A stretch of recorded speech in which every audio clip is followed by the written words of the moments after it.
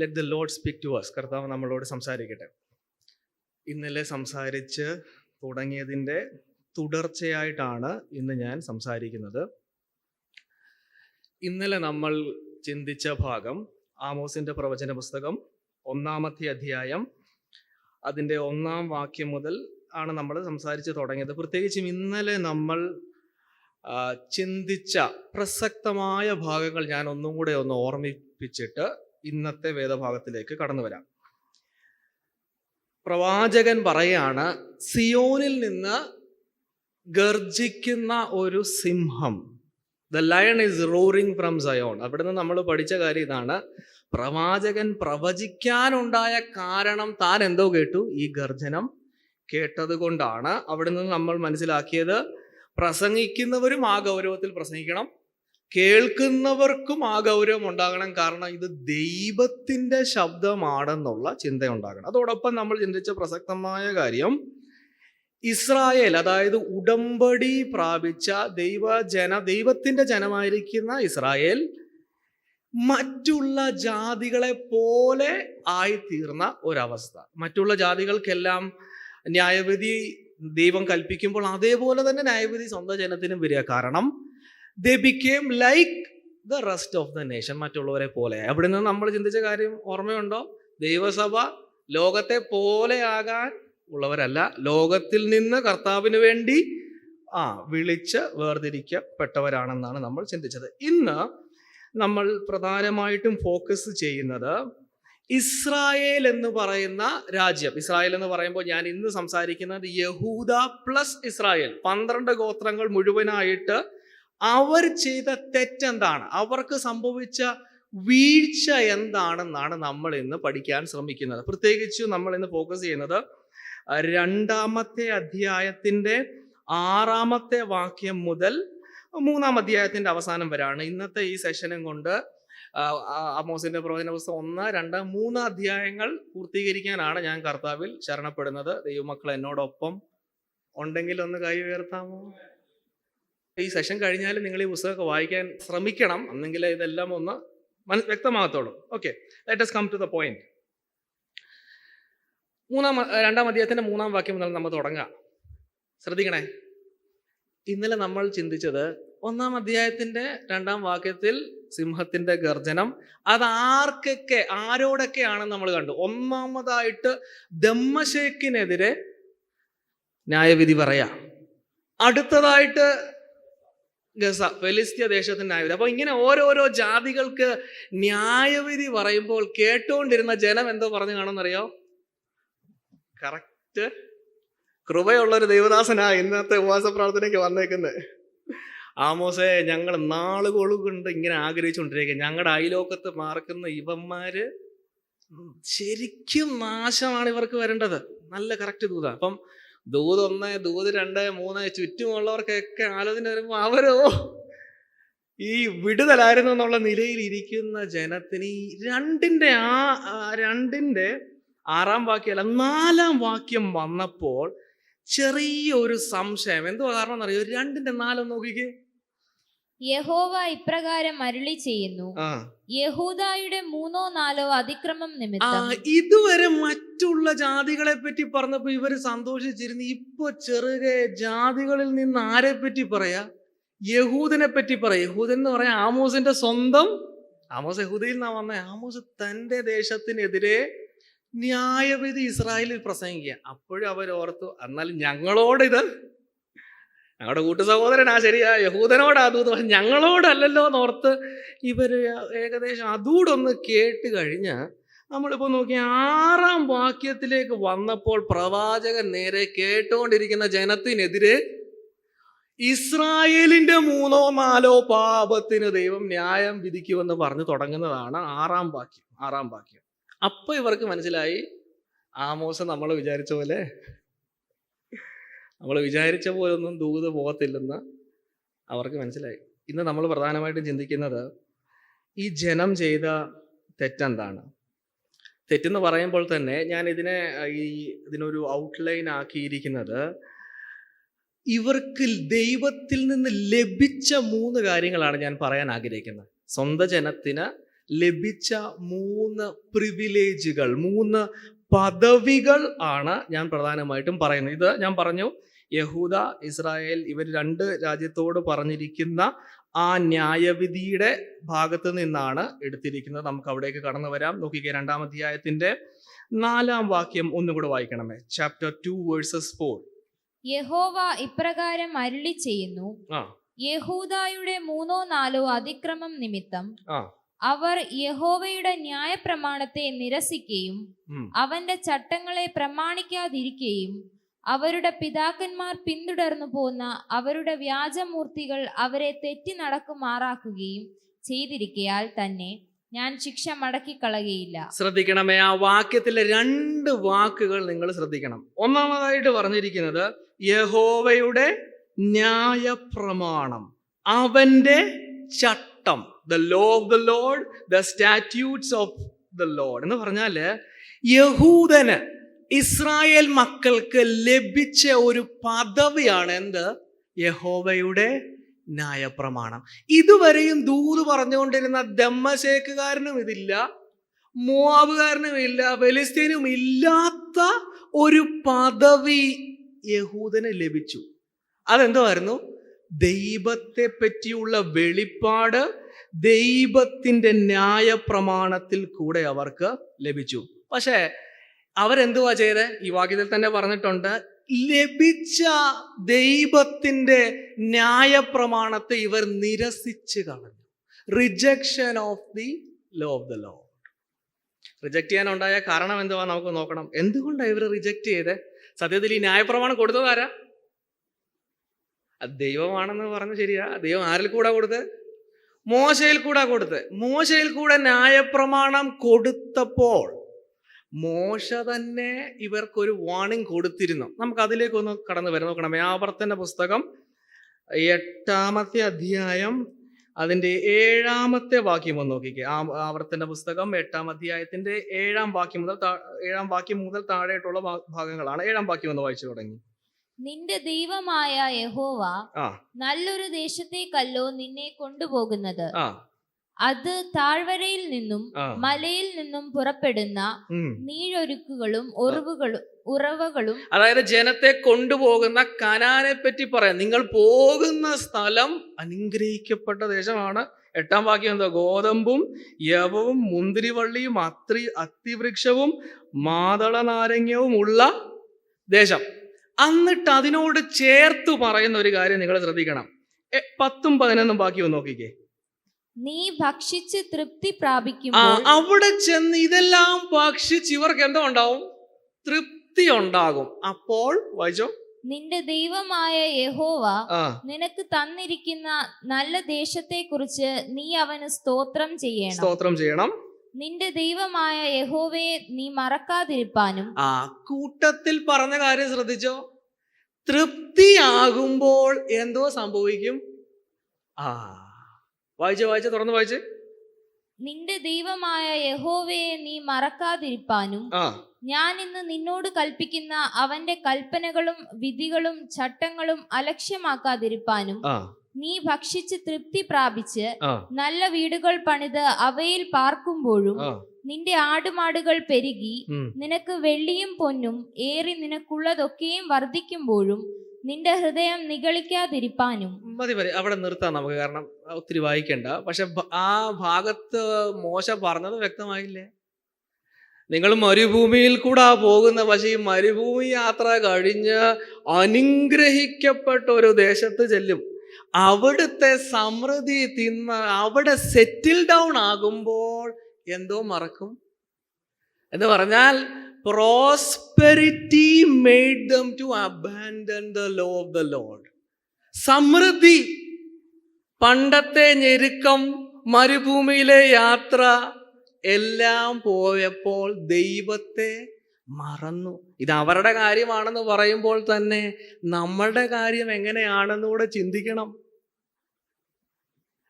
നമ്മുടെ എല്ലാവരുടെയും ജീവിതത്തിൽ തിരിഞ്ഞു നോക്കിയാൽ നമുക്കൊക്കെ പ്രാർത്ഥന കൂടാതെ ദൈവസഭയുമായിട്ട് ദൈവമക്കളുമായി കൂട്ടായ്മ കൂടാതെ ജീവിക്കാൻ പറ്റാത്ത ഒരു സാഹചര്യം ഉണ്ടായിരുന്നോ?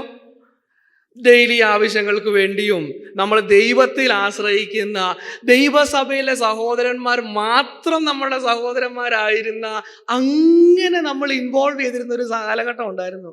പക്ഷേ ഇത് സോ കോൾഡ് അനുഗ്രഹങ്ങൾ വന്നപ്പോൾ, സെറ്റിൽ ഡൗൺ ആയപ്പോൾ, വിശാലതകൾ വന്നപ്പോൾ കടന്നുകൂടാൻ സാധ്യതയുള്ള അപകടമായി ഇവിടെ കാണുന്നേ. പ്രോസ്പെരിറ്റി വരുമ്പോൾ, അനുഗ്രഹങ്ങൾ, നന്മകൾ സെറ്റിലായി എന്നൊക്കെ ചിന്തിക്കുമ്പോൾ ദൈവത്തെ പതിയെ പുറകിലേക്ക് മാറ്റാനുള്ള സാധ്യത നമുക്കുണ്ടാകാം. പ്രാർത്ഥിക്കാൻ ഇപ്പം മറന്നു പോകുന്നില്ലേ? ചിലപ്പം പ്രാർത്ഥിച്ചില്ലേ, പക്ഷെ പണ്ടങ്ങനെ അല്ലായിരുന്നു. പ്രാർത്ഥിച്ചേ തീരുവെന്നായാലോ. You know what I am saying? Settle down ആകുമ്പോൾ, എല്ലാം നല്ലതായിട്ടിരിക്കുമ്പോൾ we will forget. പഴയ പോലത്തെ ആ ഒരു ഡിവോഷൻ വേണ്ട, പഴയ പോലത്തെ കുടുംബ പ്രാർത്ഥന ഇപ്പൊ ഇല്ലേലും കാര്യമൊക്കെ നടക്കുന്നുണ്ടല്ലോ എന്നുള്ള ഒരു ചിന്ത, അതാ ഇവർക്കും പറ്റിയ. They abandoned the law because of their prosperity. നമ്മൾ ചിന്തിക്കുന്നത് എന്താ? വലിയ പീഡനം കടന്നു വരുമ്പോൾ വിശ്വാസം ഇട്ടിട്ട് പോകുന്ന കാര്യമാണ് ചിന്തിക്കുന്നത്. അതില്ലെന്നല്ല, പക്ഷെ അതേപോലത്തെ ഒരു തന്ത്രമാണ്. എന്തുവെന്നറിയാമോ? വിശാലത, അനുഗ്രഹമാണ് നമ്മൾ ചിന്തിക്കുക. അത് വലിയ അപകടമാണ്. We will forget God. അത് സംഭവിക്കരുതെന്ന് മോശ ന്യായപ്രമാണം കൊടുത്തപ്പോൾ തന്നെ അവരോട് പറഞ്ഞിരുന്നു. അതൊരു പ്രവചനം പോലെ ആമോസിന്റെ കാലഘട്ടത്തിൽ നിവൃത്തിയായി. ആമോസിന്റെ കാലഘട്ടത്തെ പറ്റി ഞാൻ നേരത്തെ പറഞ്ഞിട്ടുണ്ട്. സമാധാനമുള്ള, സമൃദ്ധിയുള്ള ഒരു കാലഘട്ടം. യുദ്ധങ്ങൾ വലിയതായിട്ടൊന്നും ഇല്ല. ദേശത്തിൽ ബിസിനസ്സൊക്കെ വർദ്ധിച്ച് വലിയ ധനവാന്മാരായി. 6-ാം അധ്യായത്തിലേക്കൊക്കെ നമ്മളത് കാണുന്നുണ്ട്. ഈ ധനം കൂടിയപ്പോൾ ന്യായപ്രമാണത്തിന്റെ വാല്യൂ ഇവരുടെ നടുവിൽ നിന്ന് പോയ അനുഭവങ്ങൾ. ദൈവം ആഗ്രഹിച്ചിരുന്നത് എന്താ? ഇവർ ന്യായപ്രമാണം അനുസരിച്ച് ജീവിക്കുമെന്ന്. നിങ്ങൾ ഈ 4-ാം അധ്യായം 2-ന്റെ 4-ാം വാക്യത്തിൽ പ്രവാചകൻ യഹൂദരോട് പറയാം, നിങ്ങളെ ദൈവം ന്യായം വിധിക്കുന്നതിന്റെ ഏക കാരണം എന്തുവാ? ന്യായപ്രമാണം തള്ളിക്കളഞ്ഞതാ. മുമ്പുള്ളവരോട് പറഞ്ഞിരുന്നു, നിങ്ങൾ അവരെ കൊന്നു, അല്ലെങ്കിൽ ഗർഭിണികളെ കൊന്നുകളഞ്ഞതോ രാജാവിനെ കൊന്നുകളഞ്ഞ പല കാര്യങ്ങളാണ്. പക്ഷെ ഇവിടെ യഹൂദനോട് പറഞ്ഞ ഒരൊറ്റ കാരണം, നിങ്ങളെ ദൈവം ന്യായം വിധിക്കാൻ പോകുന്നത് ന്യായപ്രമാണം. അതിൻ്റെ അർത്ഥം എന്താ? ന്യായപ്രമാണം ലഭിച്ച ജനത്തിന് ഒരു ഉത്തരവാദിത്വം ഉണ്ടായിരുന്നു. ഉത്തരവാദിത്വമായിരുന്നു, അവരതനുസരിച്ച് നടക്കേണ്ട ഒരു ഉത്തരവാദിത്വം അവർക്കുണ്ടായിരുന്നു. പക്ഷെ അവർ ചിന്തിച്ച് എന്താ അറിയോ? The law is an escape route from the judgment. ന്യായവിധിയിൽ നിന്ന് രക്ഷപ്പെടാനുള്ള ഒരു സാധ്യതയായിട്ട് ഈ ന്യായപ്രമാണത്തെ കണ്ടു. എന്താ കാരണം എന്നറിയോ? ഇവര് ചിന്തിച്ചിരുന്നത് റെഗുലറായിട്ട് ആരാധന നടക്കട്ടെ, റെഗുലറായിട്ട് കൃത്യമായിട്ട് ദശാംശം കൊടുക്കാം, സഭായോഗങ്ങൾ നടക്കട്ടെ, വലിയ വലിയ ഈ 4-ാം അധ്യായം 5-ാം അധ്യായത്തിലേക്ക് വരുമ്പോൾ യാഗങ്ങൾ, ദിനംതോറുമുള്ള യാഗം, 3-ാം ദിവസമുള്ള ടൈത്തിങ്, ഇങ്ങനെ യാഗങ്ങൾ നടത്തി ഇവർ ചിന്തിച്ചത് എന്താ? We will escape judgement because we are doing this. പക്ഷെ പ്രവാചകൻ പറഞ്ഞത് നോക്കാം. 3-ാം അധ്യായത്തിന്റെ അവസാന ഭാഗത്തിലേക്ക് നോക്കാം. 3-ാം അധ്യായത്തിന്റെ 14-ാം വാക്യം ഒന്ന് നോക്കിക്കേ. 3:14. ഞാൻ ഇസ്രായേലിന്റെ അതിക്രമങ്ങൾ നിമിത്തം അവനെ സന്ദർശിക്കുന്ന നാളിൽ ബലിപീഠത്തിന്റെ കൊമ്പുകൾ മുറിഞ്ഞു നിലത്ത് വീഴുവാൻ തക്കവണ്ണം ഞാൻ ബഥേലിലെ ബലിപീഠങ്ങളെയും സന്ദർശിക്കും. ബഥേലിലെ ബലിപീഠങ്ങളെ സന്ദർശിക്കും. അത് എന്തിനു വേണ്ടിയാ? ഇസ്രായേലിന്റെ അതിക്രമം നിമിത്തം. നിങ്ങളൊന്ന് ചിന്തിച്ചു നോക്കിയേ, ഈ ബഥേലിലെ ബലിപീഠം എന്ന് പറഞ്ഞാൽ എന്തുവാ? യാഗം കഴിക്കുന്ന ആരാധന സ്ഥലമാ. പക്ഷെ ദൈവം അതിനെപ്പറ്റി പറഞ്ഞ എന്താ? അതിക്രമം ചെയ്തോണ്ട് ബലിപീഠത്തിൽ യാഗം കഴിക്കുക, അതിക്രമം ചെയ്തോണ്ട് പാപത്തിൽ തുടർന്നുകൊണ്ട് ന്യായപ്രമാണം ലംഘിച്ചുകൊണ്ട് ടൈത്ത് കൃത്യം കൊടുക്കുക. പ്രവാചകൻ പറയാ, അതിനെ ദൈവം എന്തോ ചെയ്യും? നശിപ്പിക്കും. നമ്മൾ അവിടെ തന്നെ പഠിക്കേണ്ട ഒരു കാര്യമുണ്ട്. ആരാധന, worship is not to cover my disobedience. എൻ്റെ അനുസരണക്കേടിനെ മറയ്ക്കാൻ ആരാധനയ്ക്ക് പറ്റത്തില്ല. ഞാൻ ദൈവത്തിൻ്റെ വചനത്തെ അനുസരിക്കാതിരിക്കുന്നതിന് മറയായിട്ട് ദശാംശം വരത്തില്ല. അത് ഈ ജനത്തിന് തെറ്റിദ്ധാരണ ഉണ്ടായതാ.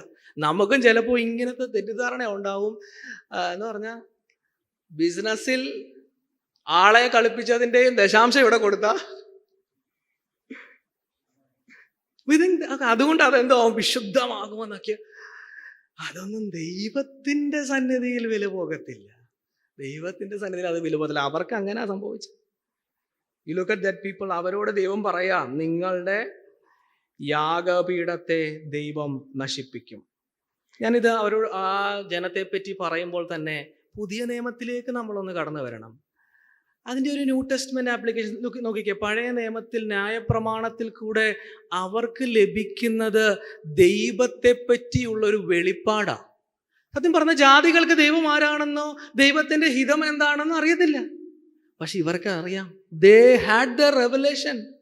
പുതിയ നിയമത്തിലേക്ക് വരുമ്പോൾ അതിലും ശ്രേഷ്ഠമേറിയ മികച്ച ഒരു വെളിപ്പാട്, പൂർത്തിയായ ഒരു വെളിപ്പാട് ആർക്ക് ലഭിച്ചു?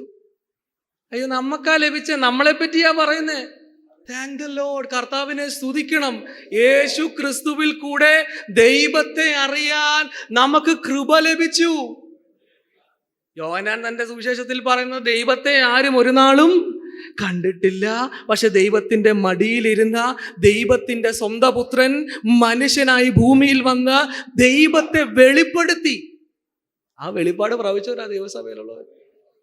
അങ്ങനെയാണെങ്കിൽ ആ വെളിപ്പാട് പ്രാപിച്ച നമ്മൾ അതിനോടുള്ള നമ്മുടെ മനോഭാവം എന്താ? ഞാൻ ആക്ച്വലി ഇത് വായിച്ചപ്പോൾ എൻ്റെ ചിന്തയിലേക്ക് കടന്നു വന്നത് എബ്രായ ലേഖനമാണ്. എബ്രായ ലേഖനം എന്തുകൊണ്ടാണെന്ന് ചോദിച്ചാൽ, എബ്രായ ലേഖനത്തിൽ ഇത് തമ്മിൽ ഒരു കമ്പാരിസണാണ്.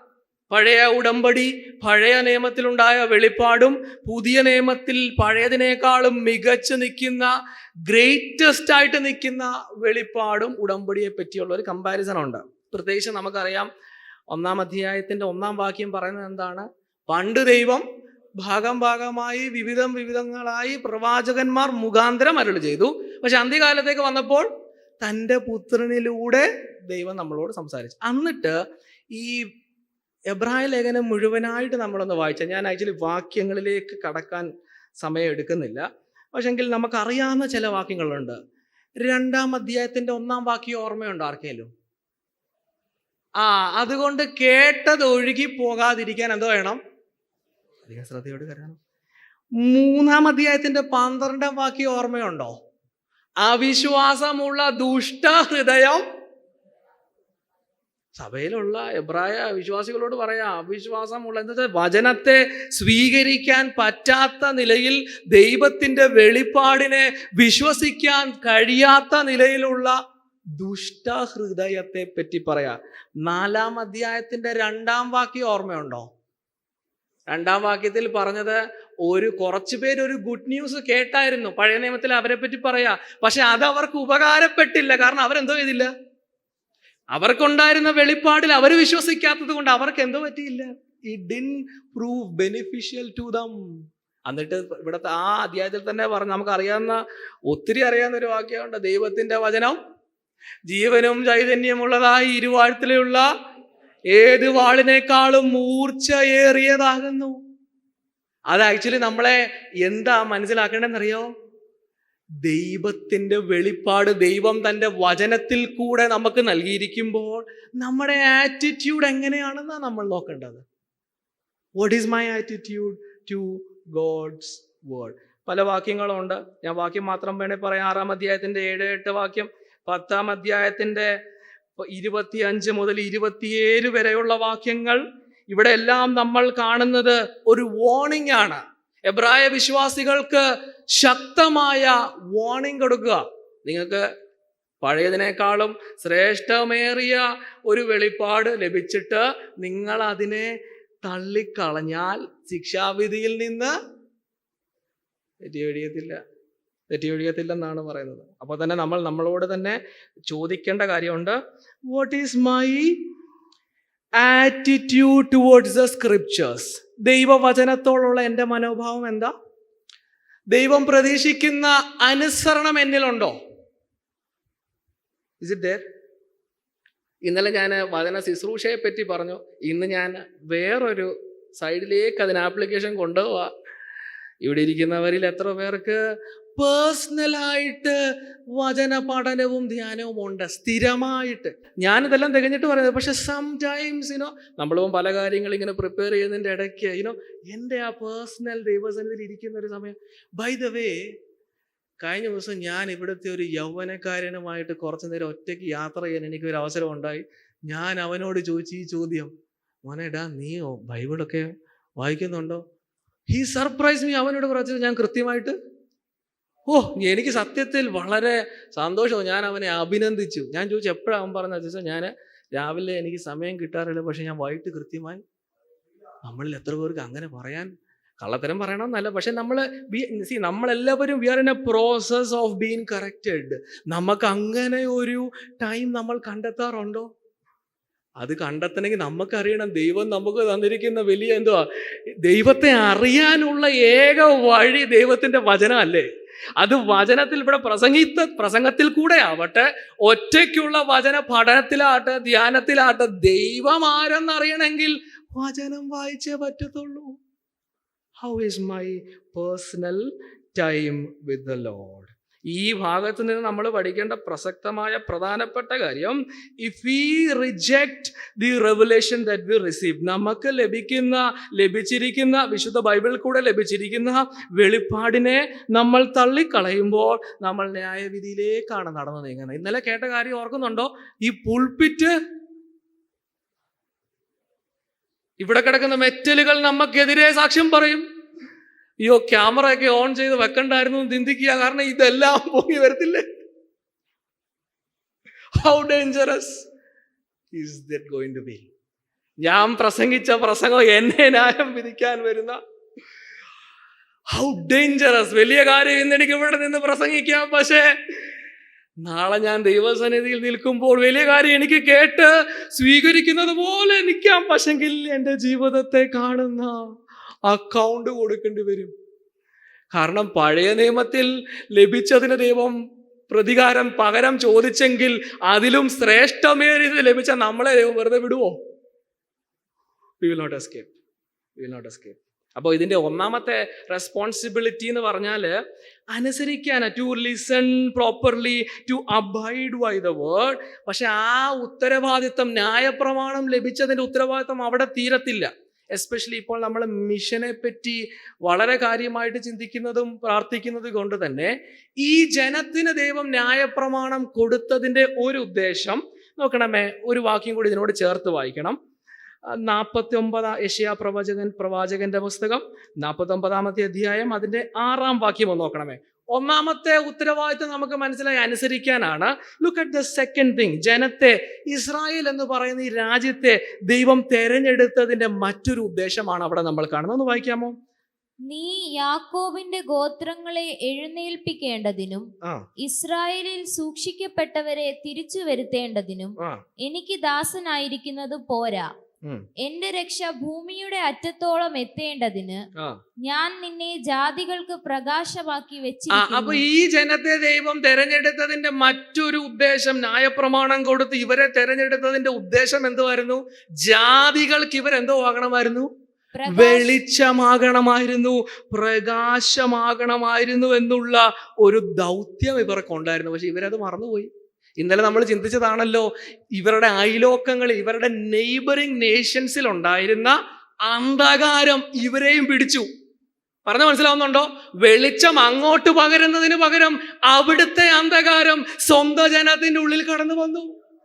അതിന്റെ അപകടം ചിന്തിച്ചു നോക്കിക്കേ. നമ്മൾ സുവിശേഷീകരണം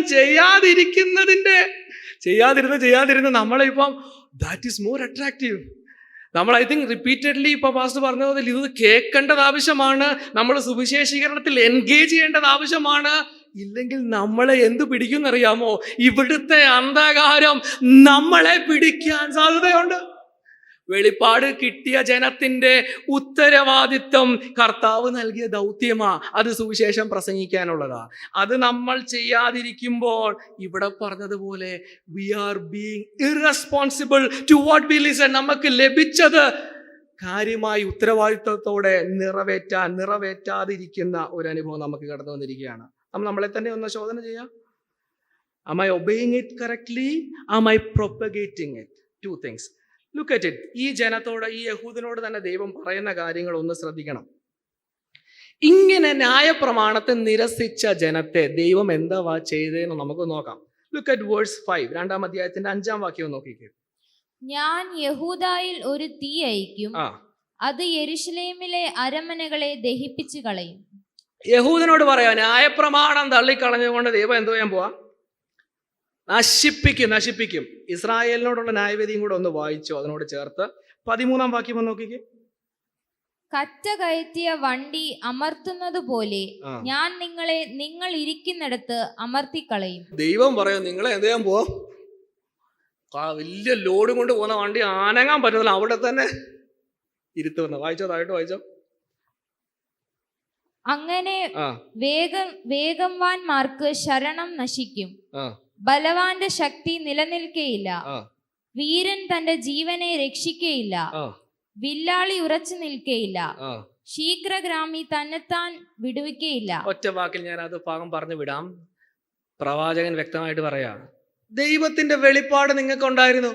ന്യായപ്രമാണത്തിൽ കൂടെ ദൈവം തന്നെ വെളിപ്പെടുത്തി സ്വന്തം ജനത്തിന്. തള്ളിക്കളഞ്ഞു, അനുസരിച്ചില്ല. വെളിച്ചമാകാതെ അന്ധകാരത്താൽ പിടിക്കപ്പെട്ടു പോയ ജനത്തോട് പറയാ, നിങ്ങൾക്ക് എന്തോ വെച്ചിരിക്കുന്നേ?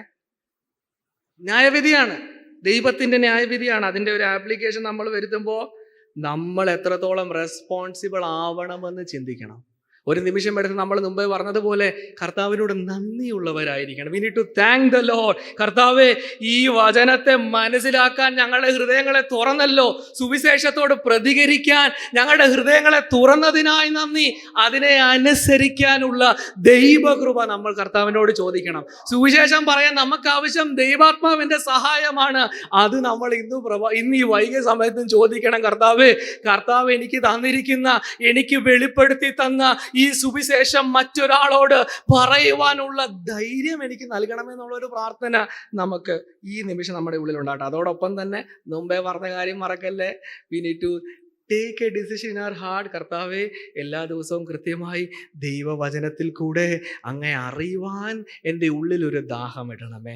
Let me not miss my personal time with the lord. എൻ്റെ വ്യക്തിപരമായുള്ള ദൈവത്തിൻ്റെ സന്നിധിയിൽ ഞാൻ എലോണായിട്ടിരിക്കുന്ന സമയങ്ങൾ മിസ് ചെയ്യാതെ നിരന്തരമായിട്ട് ദൈവസന്നിധിയിലേക്ക് ചെല്ലാനുള്ളൊരു ദാഹം നമ്മുടെ ഉള്ളിൽ കർത്താവ് ഇന്ന് വൈകിയ സമയത്ത് വിടട്ടെ. ഒന്നാമത്തെ ഭാഗം ദൈവത്തിൻ്റെ വെളിപ്പാടാണ്. അവർക്ക് ഉന്നതമായ ഒരു വെളിപ്പാടുണ്ട്, രാജ്യങ്ങൾക്കില്ലാത്ത വെളിപ്പാട്. പക്ഷെങ്കിൽ അവരനുസരണക്കേടിനാൽ അതിനെ തള്ളിക്കളഞ്ഞു. രണ്ടാമത്തെ കാര്യം വളരെ പെട്ടെന്ന് തന്നെ നോക്കണമേ. രണ്ടാമത്തെ കാര്യത്തിലേക്ക് കടന്നു വരാം. Look at versus 6, 7 and 8. 2-ാം അധ്യായത്തിന്റെ 6, 7, 8 വാക്യങ്ങൾ. യഹോവ ഇപ്രകാരം അരുളി ചെയ്യുന്നു, ഇസ്രായേലിന്റെ 3-4 അതിക്രമം നിമിത്തം അവർ നീതിമാനെ പണത്തിനും ദരിദ്രനെ ഒരു കൂട്ട് ചെരുപ്പിനും വിറ്റ് കളഞ്ഞിരിക്കയാൽ തന്നെ ഞാൻ ശിക്ഷ മടക്കിക്കളകയില്ല. അവർ എളിയവരുടെ തലയിൽ മൺപൊടി കാൺമാൻ കാക്ഷിക്കുകയും സാധുക്കളുടെ വഴി മറിച്ചു കളയുകയും ചെയ്യുന്നു. എൻ്റെ വിശുദ്ധ നാമത്തെ അശുദ്ധമാക്കുവാൻ തക്കവണ്ണം ഒരു പുരുഷനും അവൻ്റെ അപ്പനും ഒരേ യുവതിയുടെ അടുക്കൽ ചെല്ലുന്നു. അവർ ഏതു ബലിപീഠത്തിനരികത്തും പണയം വാങ്ങിയ വസ്ത്രം വിരിച്ചു കിടന്നുറങ്ങുകയും പിഴ അടച്ചവരുടെ വീഞ്ഞ് തങ്ങളുടെ ദൈവത്തിന്റെ ആലയത്തിൽ വെച്ച് കുടിക്കുകയും ചെയ്യുന്നു. ഇവിടെ ശ്രദ്ധിക്കണേ. എന്തോ മനസ്സിലായേ? ഇസ്രായേലിലെ സമൂഹത്തിന്റെ ഒരു കണ്ടീഷനാ പറയുന്നത്, അവരുടെ സൊസൈറ്റിയുടെ ഒരു വിവരണം. ഒറ്റ വാക്കിൽ പറഞ്ഞാൽ സോഷ്യൽ ഇൻജസ്റ്റിസ്, സമൂഹത്തിൽ അനീതി പ്രചരിക്കുക. ഞാനിത് നേരത്തെ എക്സ്പ്ലെയിൻ ചെയ്തിട്ടുണ്ട്, അതിൻ്റെ ഡീറ്റെയിൽസിലേക്ക് ഞാൻ കടക്കുന്നില്ല. ധനവാന്മാർ ന്യായത്തെ അട്ടിമറിച്ച് സാധുക്കളെ, എളിയവരെ തകർത്ത് കളയുന്ന, നശിപ്പിച്ച് കളയുന്ന ഒരു സമൂഹമായിട്ട് അവർ അധപ്പതിച്ചു. അതേപോലെ തന്നെ ലൈംഗികമായി സ്ത്രീകളെ ദുരുപയോഗം ചെയ്യുന്ന നിലയിൽ അധപ്പതിച്ചു പോയ ഒരു സമൂഹമായിരുന്നു ഇസ്രായേൽ മക്കൾ. ഇവിടെ ഞാൻ രണ്ടാമതായിട്ട് ദൈവമക്കളുടെ മുമ്പിൽ വെക്കുന്ന കാര്യം ശ്രദ്ധിക്കണമേ. ഇവിടെ ആമോസ് ഒരു നീണ്ട ലിസ്റ്റ് പറയാം അവർ ചെയ്ത പാപങ്ങളുടെ. നിങ്ങൾ പിന്നെ ഒന്ന് വായിച്ചാൽ മതി. ഒരു ലിസ്റ്റ് ഉണ്ട്, 1, 2, 3 എന്ന് പറഞ്ഞ് ഒരു 6-7 കാര്യങ്ങൾ നമുക്കവിടെ കാണാം. അതിൽ പറഞ്ഞിരിക്കുന്ന ഒരു വാക്ക് നിങ്ങളുടെ ശ്രദ്ധയിലേക്ക് ഇന്ന് കൊണ്ടുവരാനാണ് ഞാൻ താല്പര്യപ്പെടുന്നത്. എൻ്റെ വിശുദ്ധ നാമത്തെ അശുദ്ധം ആക്കുവാൻ തക്കവണ്ണം. കണ്ടായിരുന്നു ആ ഭാഗം? ഈ പാപത്തിന്റെ ലിസ്റ്റ് എല്ലാം പറഞ്ഞിട്ട് പറയാ, ഈ ഓരോ പാപം ഇസ്രായേൽ ചെയ്യുന്നതിലൂടെ എന്തോ സംഭവിക്കുക? ദൈവത്തിന്റെ പരിശുദ്ധ നാമത്തെ എന്തോ ചെയ്യുക? അശുദ്ധമാക്കുക. അങ്ങനെയാണെങ്കിൽ ഈ ജനത്തിന്റെ രണ്ടാമതായിട്ട് കിട്ടിയ പദവി എന്തായിരുന്നു? They had the name of the Lord. ദൈവത്തിന്റെ ജനമാണെന്നുള്ള ദൈവത്തിന്റെ നാമം അവർക്കുണ്ടായിരുന്നു. പ്രവാചകൻ പറയാ, ദൈവത്തിന്റെ നാമം ലഭിച്ച നിങ്ങൾ ജീവിക്കേണ്ടതൊരു വിശുദ്ധ ജീവിതമായിരുന്നു. പക്ഷെ പാപം ചെയ്തത് മുഖാന്തരം ദൈവനാമത്തിന് അപമാനമായി തീർന്നു. പഠിക്കേണ്ട കാര്യം എന്തുവാണ്? പുറത്തുള്ള ജാതികളെല്ലാം ദൈവത്തെ അറിയേണ്ടത്. ന്യായപ്രമാണം അവർക്കില്ല, ദമ്മശേക്കുകാരന് ന്യായപ്രമാണം ഇല്ല. പക്ഷെ ന്യായപ്രമാണമുള്ളവന്റെ ജീവിതം കണ്ട് ദൈവത്തെ അവർ അറിയണമായിരുന്നു. പക്ഷെ അത് ചെയ്യാതെ പാപത്തിൽ പിടിക്കപ്പെട്ടപ്പോൾ പരിശുദ്ധനായ ദൈവത്തിന്റെ നാമത്തിന് അശുദ്ധമാക്കിക്കൊണ്ട്, അപമാനമായിക്കൊണ്ട് ആ ജനം തീരുക. അതുകൊണ്ടല്ലേ ദൈവം പറഞ്ഞത്, ഞാൻ വിശുദ്ധനായിരിക്കുന്നത് പോലെ നിങ്ങളും വിശുദ്ധനാകുവീൻ എന്നുള്ള ആഹ്വാനം. കാരണം അവർ വഹിക്കുന്ന ഒരു നാമം, അത് ദൈവത്തിന്റെ നാമമാണ്. ഞാനിത് ദൈവമക്കളോട് ഞാൻ വളരെ ഡയറക്റ്റ് ആയിട്ട് അപ്ലൈ ചെയ്തോട്ടെ. നമ്മളോ? കാൺവീൻ നാം ആരുടെ മക്കളാ? ഇപ്പൊ തന്നെ പറഞ്ഞില്ലേ, കൈ പിടിച്ചിട്ട് പറഞ്ഞു ഇതെന്റെ സഹോദരനാണ്, ഇവരെല്ലാം എൻ്റെ സഹോദരി സഹോദരന്മാരാണെന്ന് പറയുന്ന നമ്മുടെ ജീവിതം എങ്ങനെ ഇരിക്കുന്നു?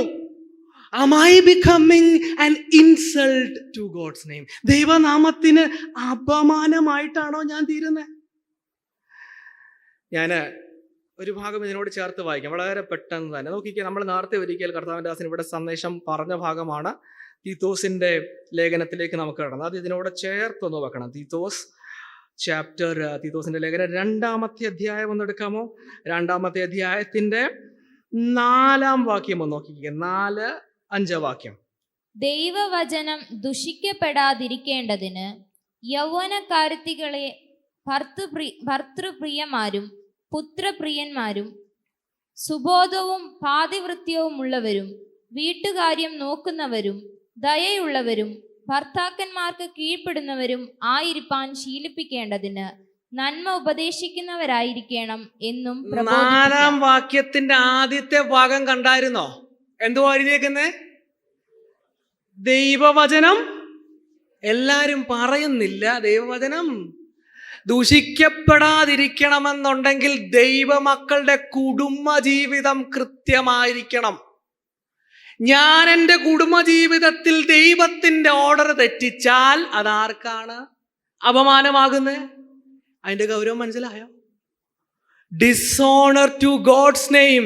എൻ്റെ കുടുംബജീവിതം. ഞാൻ ചോദിച്ചോട്ടെ, ഇപ്പം പെന്തക്കോസ്ത് സഭകളിൽ ഡിവോഴ്സുകൾ വർദ്ധിച്ച് കുടുംബ പ്രശ്നം, തമ്മിൽ തല്ല്, ഡിവോഴ്സ് മാത്രമല്ല ഡിവോഴ്സ് ആയ ആളെ വീണ്ടും കല്യാണം കഴിപ്പിച്ച് അങ്ങനെ അധപ്പതിച്ചു പോകുമ്പോൾ ഇത് എന്തിന് അപമാനമാണ് ആകുന്നത്?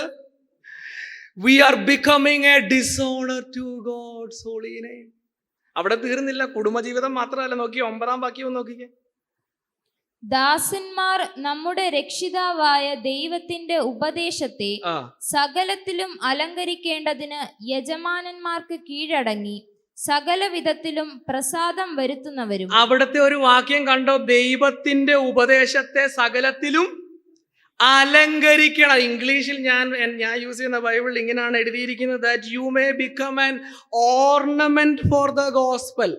എന്ന് പറഞ്ഞാൽ poor work ethics, ജോലി സ്ഥലത്തെ അവിശ്വസ്തത സുവിശേഷത്തിന് അപമാനമാണ്.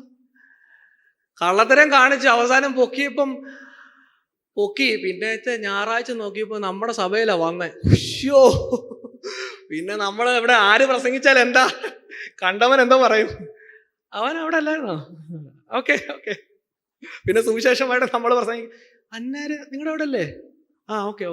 അപ്പോഴേ ഇവർ എന്തോ ഓക്കേല് എല്ലാം ഓക്കെ ആണെന്നാ പറഞ്ഞത്. Poor work ethics. ജോലി സ്ഥലത്ത് എങ്ങനെയാ? വിശ്വസ്തതയുണ്ടോ? അവിടെയും തീരുന്നില്ല. ഞാൻ ഒരു കാര്യം കൂടെ പറയാതെ പോയാൽ ചിലപ്പോൾ നിങ്ങൾ പിന്നീട് അത് കണ്ടുപിടിക്കും. അതുകൂടെ അങ്ങ് വായിക്കും. 7-ാം വാക്യം കൂടെ ഒന്ന് വായിച്ച്. വിരോധി നമ്മെ കൊണ്ട് ഒരു തിന്മയും പറവാൻ വകയില്ലാതെ ലജ്ജിക്കേണ്ടതിന് സകലത്തിലും നിന്നെ തന്നെ സൽപ്രവർത്തിക്ക് മാതൃകയാക്കി എന്ന് പറഞ്ഞാൽ അവസാനം പ്രസംഗിക്കുന്ന പ്രസംഗിയോട് തീത്തോസിനോട് പറയാ. ഇത് പറഞ്ഞില്ലെങ്കിൽ ചിലപ്പോൾ നിങ്ങൾ പറയാം ആ ഒരു വാക്യം കണ്ടില്ലെന്ന് തോന്നുന്നു. തീത്തോസിനോട് പറയാ, പ്രസംഗിക്കുന്ന പ്രസംഗത്തിന് എന്തോ ആവണം, ശക്തമായ പ്രസംഗമാണ്. പക്ഷെ പ്രസംഗത്തെ പിന്താങ്ങുന്ന അല്ലെങ്കിൽ അതിനെ ബാക്ക് ചെയ്യുന്ന ജീവിതമുണ്ടോ എന്നുള്ള ഒരു ചോദ്യം. ഇന്നെനിക്ക് വളരെ ശക്തമായിട്ട് പ്രസംഗിക്കാം, പക്ഷെ അതേപോലത്തെ ജീവിതം ഇല്ലെങ്കിൽ പിന്നെ പ്രസംഗിച്ചിട്ട് കാര്യമുണ്ടോ? There is no use. പണ്ടാരോ ഒരു മോള് പറഞ്ഞതുപോലെ, പപ്പ ചർച്ച് മേ ദൂത് ഹേ ഘർ മേ ആയേഗാ തോ ഭൂത് ഹേ. ചർച്ച് ഭയങ്കര ദൂതനാ, പക്ഷെ വീട്ടിൽ വന്നാ പിന്നെ പുള്ളിയുടെ മേൽ എന്തുവാ? ഭൂതമാണ്. പ്രസംഗം കൊള്ളാം, പക്ഷെ ഇവിടെ പറയാ ദൈവനാമത്തിന് അപമാനം വരുത്തുന്നതൊന്നും വരരുത്. ഞാൻ പറഞ്ഞോട്ടെ, ഇതൊരു യുദ്ധമാണ്, ഇതൊരു പോരാട്ടമാണ്. എന്തുവാണെന്നറിയാമോ? ദൈവനാമത്തെ നമ്മളുടെ കുടുംബ ജീവിതത്തിൽ കൂടെ, നമ്മുടെ ജോലി സ്ഥലത്ത് അല്ലെങ്കിൽ ശുശ്രൂഷയ്ക്ക് കടന്നു പോകുന്നിടത്ത് വിശ്വസ്തത പുലർത്താൻ പറ്റാതെ കളങ്കപ്പെടുത്താൻ, നമ്മളെ അപമാനിക്കാൻ, അക്യൂസ് ചെയ്യാൻ നോക്കി നിൽക്കുന്നവരുണ്ട്. അതിന്റെ മധ്യത്തിൽ ജീവിക്കാൻ ദൈവകൃപ ആവശ്യമാ. എൻ്റെ കുടുംബജീവിതം ദൈവത്തിന് അപമാനമാകാതെ, എൻ്റെ ജോലി, എൻ്റെ ശുശ്രൂഷ സുവിശേഷത്തിന് അപമാനമാക്കുന്നതൊന്നും എൻ്റെ ജീവിതത്തിൽ കടന്നു വരരുതെന്ന് യുവാസ പ്രാർത്ഥനയിൽ നമ്മൾ പ്രാർത്ഥിക്കണം. അത് നമ്മുടെ തലമുറകളോടുള്ള ബന്ധത്തിലും പ്രാർത്ഥിക്കണം. കർത്താവേ, വളർന്നു വരുന്ന എൻ്റെ മകൻ, എൻ്റെ മകൾ, അവര് ദൈവനാമത്തിന് അപമാനമാകുന്ന ഒന്നിലും അവർ പിടിക്കപ്പെടാതെ അങ്ങയുടെ വചനത്തിൽ അവരെ തന്നെ സൂക്ഷിക്കുവാൻ അവർക്ക് കൃപ നൽകണമെന്ന് നമ്മൾ പ്രാർത്ഥിക്കണം. പല സ്ഥലങ്ങളിൽ പഠിക്കുന്ന മക്കൾ നമുക്കില്ലേ? പല ജോലി സ്ഥലത്ത് ജോലി ചെയ്യുന്ന മക്കൾ നമുക്കില്ലേ? ദൂരത്തായിരിക്കുന്നവരുമില്ലേ? നമ്മൾ പ്രാർത്ഥിക്കാൻ തയ്യാറാകണം. കാരണം അവിടെ അവർ വീണാൽ നമ്മുടെ പ്രസംഗവും പിന്നെ പോകും, നമ്മുടെ കൂട്ടായ്മയും പോകും. അതിലുപരിയായി നമ്മൾ വഹിക്കുന്ന ഒരു നാമമുണ്ട്. അത് പരിശുദ്ധനായ ദൈവത്തിൻ്റെ നാമമാണ്.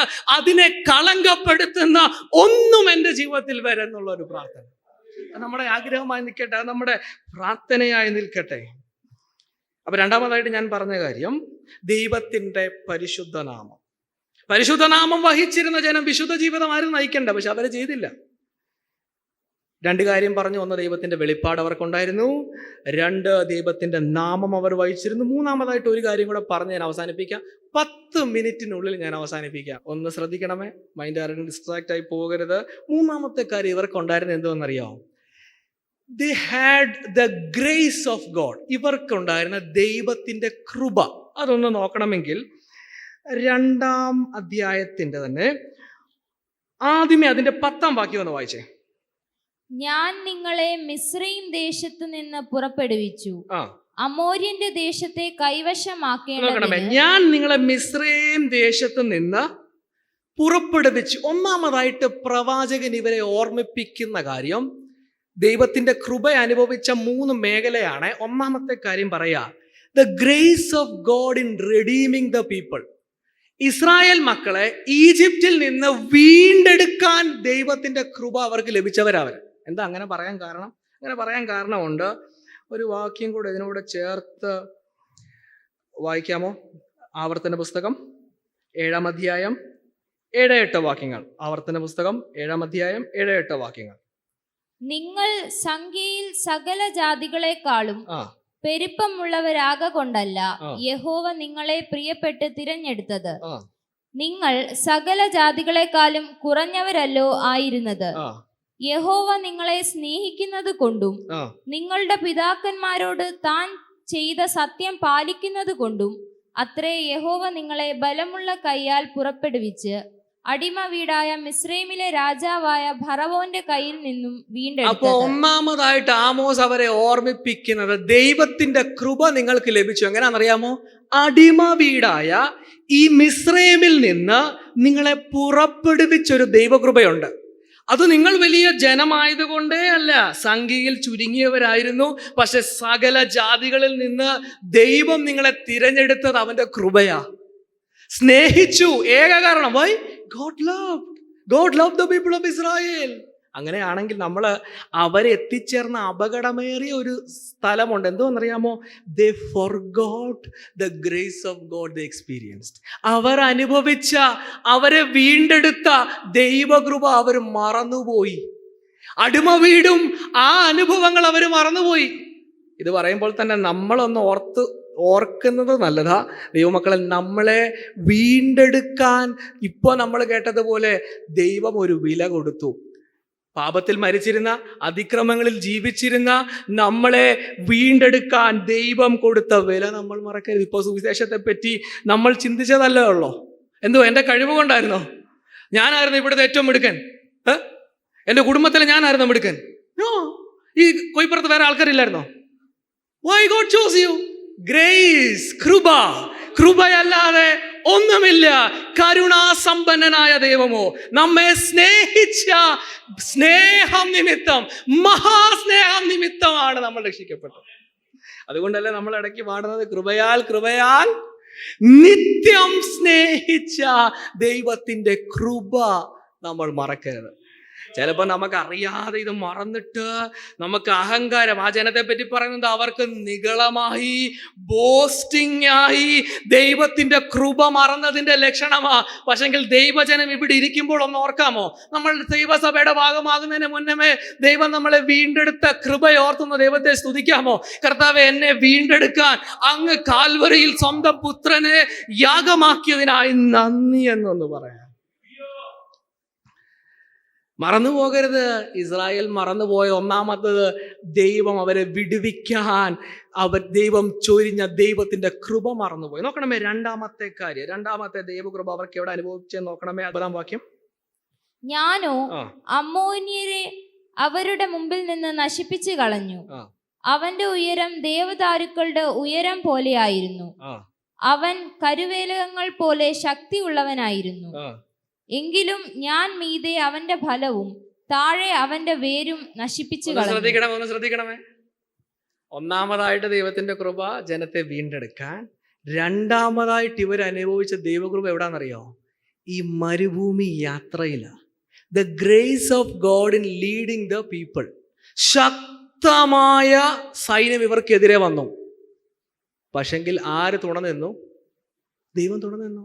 ഒരിക്കൽ ഇവരെ ഒറ്റുനോക്കാൻ പോയപ്പോൾ ഇവര് തന്നെ പറഞ്ഞു, ഞങ്ങൾ അവരുടെ മുമ്പിൽ ആരാ? വെട്ടുക്കിളി പോലെ, അവരും മല്ലന്മാരാ, ഞങ്ങളെ കൊണ്ട് സാധിക്കത്തില്ല. പക്ഷെങ്കിൽ ഇവരോട് കൂടെ യാത്ര ചെയ്ത് ഈ രാജ്യത്തെ കനാനെ കൈവശമാക്കാൻ ഈ യാത്രയിൽ ഇവരോട് കൂടെ ഇരുന്ന ദൈവകൃപ ഇവർ മറന്നുപോയി. ദൈവമക്കൾ ഓർക്കണം, ഇവിടെ ഇരിക്കുന്നവർ, എന്നെക്കാളൊക്കെ പ്രായത്തിൽ മുതിർന്നിരിക്കുന്ന അച്ചായന്മാരും അമ്മാവന്മാരൊക്കെ ഓർക്കണം. എന്തുവാണെന്നറിയാമോ? ദൈവം നമ്മളെ കൊണ്ടുവന്ന വഴിയൊന്ന് ഓർക്കാമോ? വർഷം കുറയായില്ലേ കർത്താവ് നമ്മളെ നടത്തിയ വഴികളൊന്ന് ഓർക്കാമോ? ഹൃദയം നന്ദി കൊണ്ട് നിറയണം. കാരണം എന്താണെന്നറിയാമോ? ശക്തമായ, നമ്മളെ കൊണ്ട് സാധിക്കാത്ത വൻമല പോലെ നിന്ന പല പർവ്വത സമാനമായ വിഷയങ്ങളെ ദൈവം മാറ്റി തന്നില്ലേ? ഇവിടെ പറഞ്ഞിരിക്കുന്ന വാക്കുകൾ ഉപയോഗിച്ചാൽ ദേവദാരുക്കൾ പോലെ ഉയരമുണ്ടായിരുന്ന, കരുവേലകം പോലെ ശക്തി ഉണ്ടായിരുന്ന, എന്നെ കൊണ്ട് സാധിക്കത്തില്ലായിരുന്നു, നിങ്ങളെ കൊണ്ട് സാധിക്കത്തില്ലായിരുന്നു, പക്ഷെ നമ്മളെ നടത്തിയ ഒരു ദൈവകൃപയുണ്ടായിരുന്നു. മരുഭൂമി യാത്രയിൽ ഇതുവരെയും താളടിയായി പോകാതെ നമ്മളെ നടത്തിയ ദൈവകൃപയെ മറന്നു പോകുന്നത് ഒരു അപകടത്തിന്റെ ലക്ഷണമാ. നന്ദി ഉള്ളിൽ വരുന്നുണ്ടോ? ദൈവം നമ്മളെ കൊണ്ടുവന്ന വഴികൾ ഓർക്കുമ്പോൾ സങ്കീർത്തനക്കാരൻ പറഞ്ഞത് എന്താ? എൻ മനമേ യഹോവേ വാഴ്ത്തുക, എൻ മനമേ യഹോവേ വാഴ്ത്തുക, അവൻ ചെയ്ത ഉപകാരങ്ങൾ ഒന്നും മറക്കരുത്. ദൈവത്തിന്റെ ഉപകാരത്തെ മറന്നു പോകുന്ന, അനുഭവിച്ച ദൈവകൃപയെ മറന്നു പോകുന്നത് അപകടമാ ജനത്തിന് സംഭവിച്ചത്. That danger happened to that people. അവിടെയും തീർന്നില്ല. God's grace in redeeming the people, in leading the people. കനാനിൽ കൊണ്ടുവരിക മാത്രമല്ല, മൂന്നാമത്തെ അതിപ്രധാനപ്പെട്ട ഒരു ദൈവകൃപ അവരനുഭവിച്ച് നോക്കണമേ. അതിന്റെ 11-ാം വാക്യം ഒന്ന് നോക്കിക്കേ. ഞാൻ നിങ്ങളുടെ പുത്രന്മാരിൽ ചിലരെ പ്രവാചകന്മാരായും നിങ്ങളുടെ യൗവനക്കാരിൽ ചിലരെ വ്രതസ്ഥന്മാരായും എഴുന്നേൽപ്പിച്ചു. എന്ന് പറഞ്ഞാൽ ദൈവം പറയാം, ജനത്തെ വീണ്ടെടുത്ത ദൈവകൃപ, മരുഭൂമിയിൽ കൂടെ നടത്തിയ ദൈവകൃപ, പക്ഷെ കനാനിൽ കൊണ്ടുവന്നിട്ട് ദൈവം വെറുതെ വിട്ടില്ല. കാനാനിൽ കൊണ്ടുവന്നിട്ട് ദൈവം ഇവരോട് എന്തോ ചെയ്യുന്നുണ്ട്? പ്രവാചകന്മാർ മുഖാന്തരം സംസാരിക്കുന്നുണ്ട്.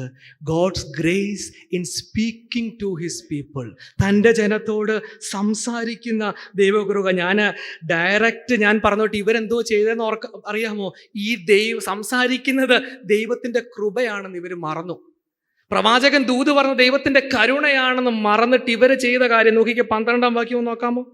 എന്നാൽ നിങ്ങൾ വ്രതസ്ഥന്മാർക്ക് വീഞ്ഞു കുടിപ്പാൻ കൊടുക്കുകയും പ്രവാചകന്മാരോട് പ്രവചിക്കരുത് എന്ന് പറഞ്ഞാൽ ഇവര് താക്കീത് കൊടുത്തു. ദൈവത്തിന്റെ കരുണയായിരുന്നു പ്രവാചകൻ ദൂത് പറഞ്ഞത്. പക്ഷെ ഈ പ്രവാചകന്മാരെ വെല്ലുവിളിച്ചിട്ട് പറഞ്ഞു, നിങ്ങൾ മേലാൽ ഇനി പ്രവചിച്ചേക്കരുത്. കൃപ മറന്നുപോയി. ദൈവത്തിന്റെ കരുണയായിരുന്നു ഇവർ മറന്നുപോയി. ദൈവത്തിന്റെ ജനമേ, ഞാൻ അതിന് ആപ്ലിക്കേഷൻ ഡയറക്റ്റ്ലി അങ്ങ് പറയാ. സത്യം പറഞ്ഞാൽ നമ്മളോടുള്ള ദൈവത്തിന്റെ കരുണ അങ്ങനെയാണെങ്കിൽ എത്ര വലുതാ. രാവിലത്തെ മീറ്റിംഗ് ആകട്ടെ, വൈകിട്ടത്തെ മീറ്റിംഗ് ആകട്ടെ, ആര് പ്രസംഗിച്ചാലും ദൈവത്തിന്റെ വചനം മായം ചേർക്കാതെ ദൈവസഭയിൽ കേൾക്കാൻ പറ്റുന്നത് അതൊരു കരുണയാണ്. അത് ദൈവത്തിന്റെ കൃപയാണ്. നമ്മളെ സംബന്ധിച്ചിടത്തോളം എന്തുവാ? മടുപ്പ് തോന്നുക, ബോറിംഗ് തോന്നുക. പക്ഷെ പലർക്കും ഇത് അതിശയമാ. They are listening it for first time. പക്ഷെ നമുക്ക് ലഭിച്ച കൃപ എത്ര അധികമാ, എത്ര അധികമാ. We will be held accountable to this. ഇതിനെ മറന്നു കളഞ്ഞാൽ, ഈ ദൈവകൃപയെ മറന്നു കളഞ്ഞാൽ നമ്മളിതിന് കണക്ക് കൊടുക്കേണ്ടി വരും. ഞാൻ ചോദിച്ചോട്ടെ, ആ ജനം ചെയ്തതുപോലെ, ആ ജനം ചെയ്തത് എന്തുവാ? പ്രവാചകന്മാരോട് പറഞ്ഞു മിണ്ടിപ്പോകരുത്. അങ്ങനെയാണെങ്കിൽ ശുശ്രൂഷിക്കുന്ന ശുശ്രൂഷകന്മാരെ, വചനം പ്രസംഗിക്കുന്ന ദൈവദാസന്മാരെ വായടയ്ക്കാൻ വേണ്ടി തത്രപ്പാട് കൂട്ടിയാൽ, സംഘം ചേർന്നാൽ ദൈവം ചോദിക്കും. മനസ്സിലായില്ല? ഒന്നും കൂടെ പറയാം. ശുശ്രൂഷിക്കുന്ന ദൈവവചനത്തെ കോട്ടിക്കളയാൻ വേണ്ടി, ശുശ്രൂഷകന്റെ വായടയ്ക്കാൻ വേണ്ടി പദ്ധതികൾ തയ്യാറാക്കിയാൽ അത് കാണുന്ന ദൈവമുണ്ട്. കണക്ക് ദൈവം ചോദിക്കും. ഈ ജനത്തിന് എന്തോ സംഭവിച്ചതെന്നറിയാമോ? ഇവരിങ്ങനെ വായടച്ച് പ്രവചിക്കില്ലെന്നൊക്കെ പറഞ്ഞു. പക്ഷെ മുന്നോട്ട് ചെന്നപ്പോ എന്തോ പറ്റിയെന്നറിയാമോ? അപ്പത്തിനുള്ള വിശപ്പല്ല, വെള്ളത്തിനുള്ള ദാഹമല്ല, ദൈവവചനത്തിനുള്ള ഒരു ക്ഷാമം ദേശത്ത് വന്നു. കാരണം എന്താ? കൃപയുണ്ടായിരുന്നു, വചനം ധാരാളമായി ഉണ്ടായിരുന്നു. പക്ഷെങ്കിൽ അപ്പോൾ ഇത് പുറംകാല് കൊണ്ട് തള്ളിക്കളഞ്ഞ്, അലസിക്കളഞ്ഞ്, ഉഴപ്പിക്കളഞ്ഞ് പ്രവാചകന്മാരെ പേടിപ്പിച്ച് വിട്ടപ്പോൾ ക്ഷാമം ദേശത്ത് വ്യാപരിച്ചെങ്കിൽ ദൈവം മക്കൾ അവിടെ നിന്നൊരു വാണിംഗ് ഉൾക്കൊള്ളണം.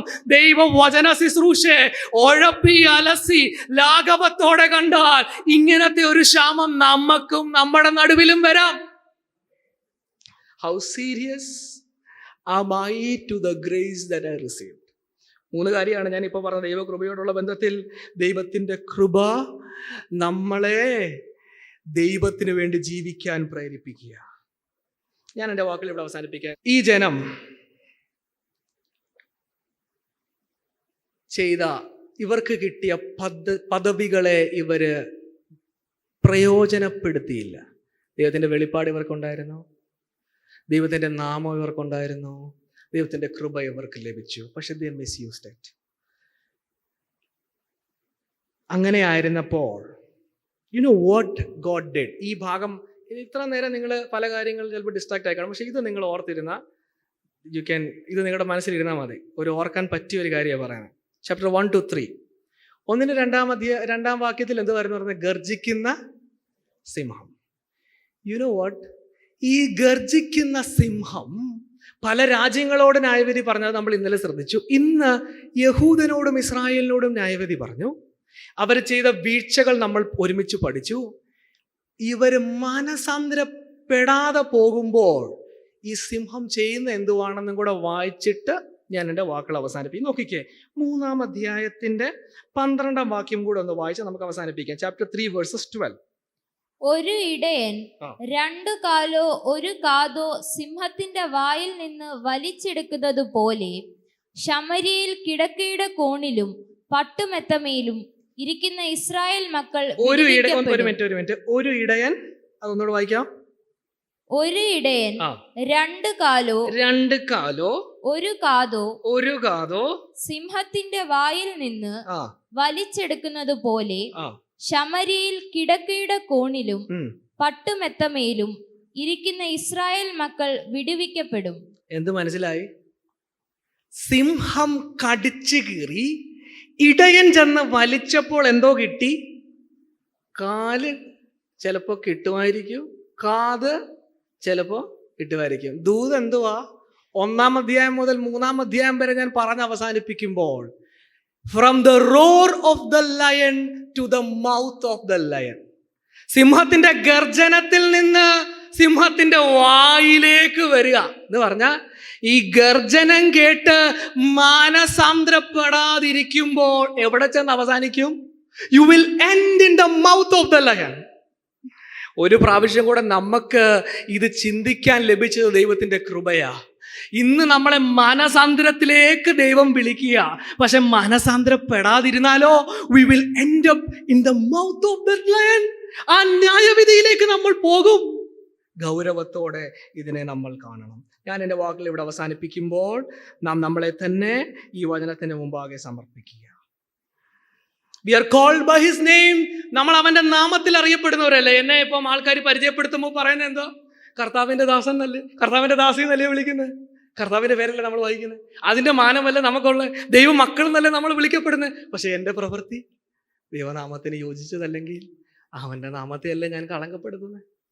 എൻ്റെ കുടുംബം ക്രമത്തിലല്ല ഞാൻ പ്രസംഗിക്കുന്നതാണ് മാത്രമാണെങ്കിൽ ആ നാമത്തെയല്ല ഞാൻ ദുഷിക്കുന്നത്. ഞാൻ അതിന് കണക്ക് കൊടുത്തേ തീരത്തുള്ളൂ.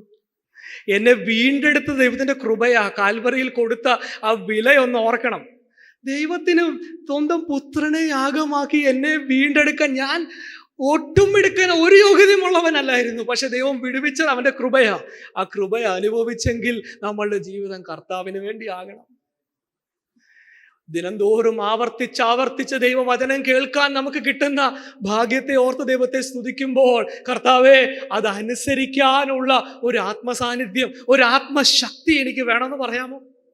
അത് പ്രചരിപ്പിക്കാൻ, സുവിശേഷം അറിയിക്കാൻ, മറ്റൊരാളെ കർത്താവിലേക്ക് നയിക്കുവാനുള്ള ഒരു ദൈവകൃപയ്ക്ക് വേണ്ടി പ്രാർത്ഥിക്കാമോ? ന്യായപ്രമാണം നൽകിയത് ജാതികൾക്ക് വെളിച്ചമാകാൻ വേണ്ടിയാ. നമുക്ക് ഇത്രയും വചനം എന്തിനാ കർത്താവ് തന്നത്? ഇത്രയും വചനത്തിന്റെ വെളിപ്പാട് നമുക്ക് എന്തിനാ തന്നെ? ഇത്രയും പഠനങ്ങൾ എന്തിനാ? നമ്മൾ ഇനി പുറപ്പെടണം. ഇപ്പോൾ കേട്ടതുപോലെ പല സ്ഥലങ്ങളിലേക്ക് നമ്മൾ പോകണം. പലരിലേക്ക് ഈ വെളിച്ചം നമ്മൾ പകർന്നു കൊടുക്കണം. അതാ കർത്താവ് നമ്മളിൽ നിന്ന് ഈ വർഷത്തിൽ ആഗ്രഹിക്കുന്നത്.